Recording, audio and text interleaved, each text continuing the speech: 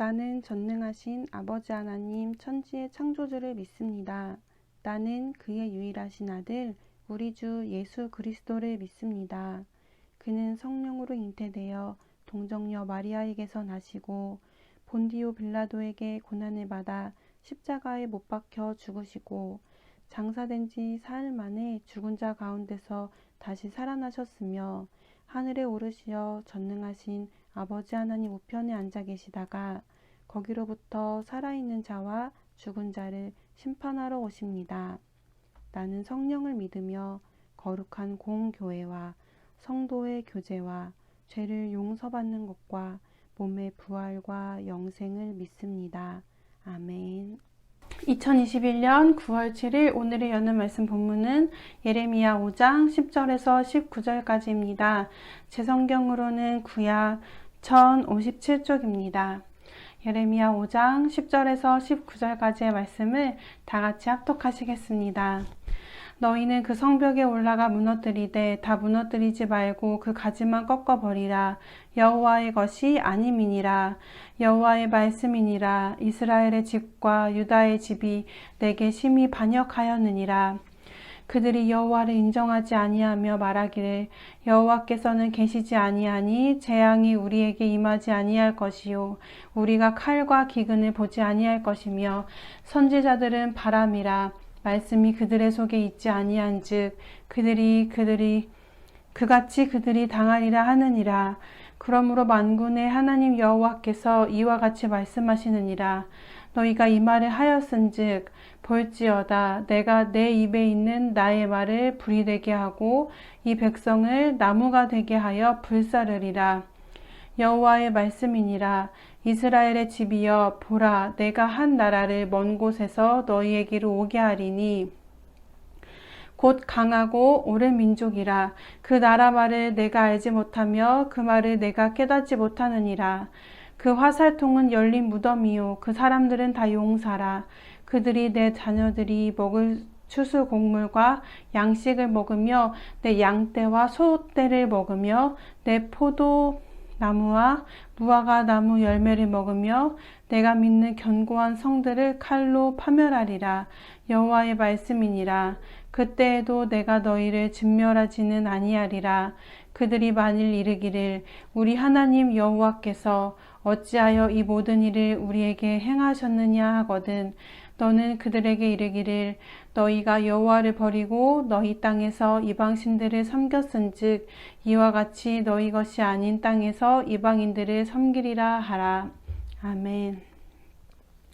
샬롬. 사랑하는 에바다 성도 여러분, 말씀이 열어주는 새벽을 맞이하며 오늘 하루도 하나님의 말씀이 이끄시는 대로 여러분의 삶 가운데 은혜와 축복이 가득하기를 간절히 소망합니다.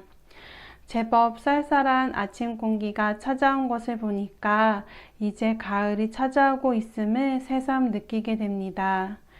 길가에 서 있는 나무들이 잎사귀마다 노란 여운이 감도는 것을 보며 이제 곧 울긋불긋한 단풍으로 옷 입고 한껏 매실을 부릴 모습을 생각하니 임산부복 밖에 입을 수 없는 저로서는 조금은 부러운 마음이 드는 것 같습니다. 가을이 오고 아름다운 단풍을 구경하는 것만큼 또 하나 기대되는 것이 있는데요. 바로 하나님께서 추수의 기쁨과 함께 우리에게 허락하실 새 곡식과 새 과일을 맛볼 수 있게 되는 것입니다. 도시 속에 살고 있고 인터넷으로 음식들을 주문하는 현대인들에게는 사과가 빨갛게 익어가는 모습을 지켜보고 큰 수확의 기쁨을 누리는 것이 너무나 다른 나라 이야기 같겠지만 직접 땅을 일구고 씨앗을 심고 열매를 거두었던 어른들의 이야기를 들을 때면 자연을 통해 우리를 먹이고 입히시는 하나님의 손길이 얼마나 부지런하고 수고로운지 감사의 마음을 잊을 수가 없게 되는 것 같습니다. 하지만 시대가 변하면서 우리 삶 가까이에서 추수의 기쁨을 더 이상 볼 수 없게 되었다는 것이 참 안타깝다는 생각도 들었습니다. 그리고는 중요한 사실 하나를 깨닫게 되었습니다. 농부가 열심히 일할 때는 매년 씨앗을 심는 수고와 추수의 즐거움을 누리지만 시간이 지나 농사일에 대한 농부의 마음을 떠나고 시대와 상황이 변해 더 이상 농사일을 하지 않을 때가 오면 더 이상 심지도 못하고 거두지도 못하게 됩니다. 꽃이 피는 기쁨과 낙엽이 지는 슬픔도 영원히 사라지는 영원한 종말의 때가 찾아오게 되는 것입니다. 하지만 그때가 오기 전까지는 봄에 꽃이 피고 가을에 낙엽 지는 계절이 무한히 반복되면서 자연의 질서가 우리의 삶을 늘 새롭고 풍요롭게 지탱한다는 것 또한 우리는 알고 있습니다. 그리고 하나님께서 우리에게 주시는 고난의 의미 또한 이와 같다는 것을 오늘 성경 본문이 우리에게 이야기해 주고 있습니다. 오늘 본문 말씀 10절에서는 하나님께서 이방 나라를 향해 이스라엘의 성벽에 올라가 무너뜨리되 다 무너뜨리지 말고 그 가지만 꺾어버리라는 말씀이 나옵니다. 왜냐하면 이스라엘의 집과 유다의 집이 하나님께 심히 반역했기 때문이었습니다. 참 다양한 마음이 묻어나는 부분인 것 같습니다. 사랑하는 이스라엘을 위해 성벽을 쌓으셨던 하나님의 보호하심도 묻어나고 비쩍 마른 씨앗 같았던 이스라엘을 가나안 땅에 심으시고 성벽 높이만큼 가지가 자라나도록 돌보신 하나님의 애정도 느껴집니다. 또한 그런 하나님의 마음도 몰라주고 죄를 짓는 이스라엘의 야속함도 묻어나고 그런 이스라엘을 향한 하나님의 서운한 마음도 그러나 어떻게든 붙들고 돌이키기를 바라시는 하나님의 인내하심과 긍휼하심도 깊게 묻어납니다. 12절과 13절에서 이스라엘 백성들은 하나님을 인정하지 않았습니다. 재앙도 임하지 않을 것이고 칼과 재난도 보지 못할 것이고 선지자들의 말은 바람처럼 여기고 허풍처럼 여길 뿐이었습니다.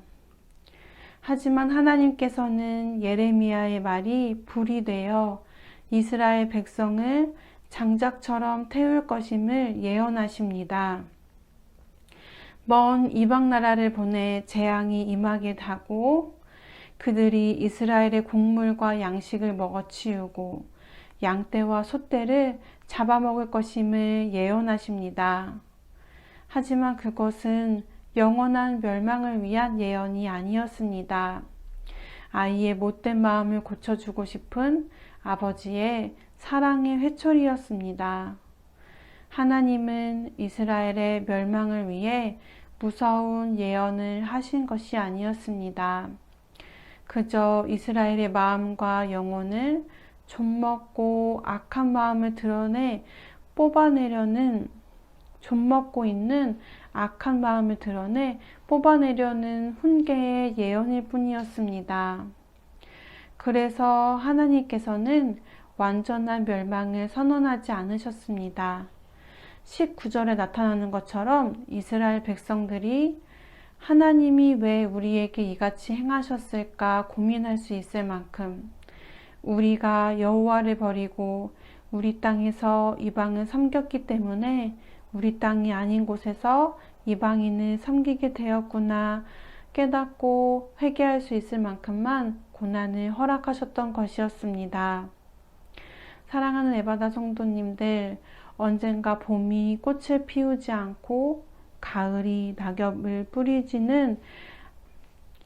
않는 영원한 종말의 때가 우리를 찾아올 것입니다. 하나님을 향한 우리의 믿음과 행실을 하나님께 판단받는 심판의 때가 언젠가 우리를 찾아올 것입니다. 하지만 긍휼이 많은 하나님께서는 우리가 영혼의 형벌에 들어가지 않도록 예수 그리스도의 십자가를 통해 우리를 구원하셨고 매일의 삶 가운데서 예수님을 닮아가는 선하고 올바른 길로 우리를 인도해주고 계십니다. 우리를 죽일 수 없는 고난은 그저 우리를 강하게 할 뿐이다 라는 말이 있습니다. 하나님께서 우리에게 주시는 고난은 멸망을 위한 것이 아니요 우리의 영혼을 깨끗하게 할 뿐입니다. 그러니 우리가 당하는 어려운 일 가운데 우리 안에 일어나는 원망과 악한 마음을 하나님을 향한 회개와 감사의 마음으로 바꾸어 올려드립시다. 우리에게 주어지는 고난조차 우리의 영혼을 사랑해서 주신 것임을 기억하며 기쁨으로 지금을 잘 이겨내고 겸손히 하나님께 무릎 꿇을 수 있는 우리가 되기를 간절히 소망합니다. 함께 기도하시겠습니다. 죄에서 돌이키도록 하나님께서 허락하신 삶의 고난을 돌아보며 기도합시다. 예상하지 못했던 일들이 생기고 굳게 믿었던 일들이 흔들리지만 고난 속에서도 회초리를 드시며 돌보시는 아버지의 사랑을 느끼시기 위해 기도하시겠습니다. 그리고 사랑하는 이스라엘 백성들을 위해 세우셨던 그 성벽을 허무셔야만 했던 아버지의 마음과 허락하신 땅에서 쫓기어 이방 땅으로 끌려가는 백성을 바라보셨던 아버지의 마음을 그 사랑을 깨닫게 되기를 바랍니다. 애절하며 간절한 아버지의 사랑이 오늘 우리 마음에 깊이 새겨져 우리가 바른 길로 선한 길로 나아갈 수 있는 힘이 되기를 바라시며 함께 기도하시겠습니다. 그리고 가정에서 자라나고 있는 우리의 자녀들과 교회와 나라와 세계를 위해 기도하시고 주기도문으로 모든 순서를 마치겠습니다.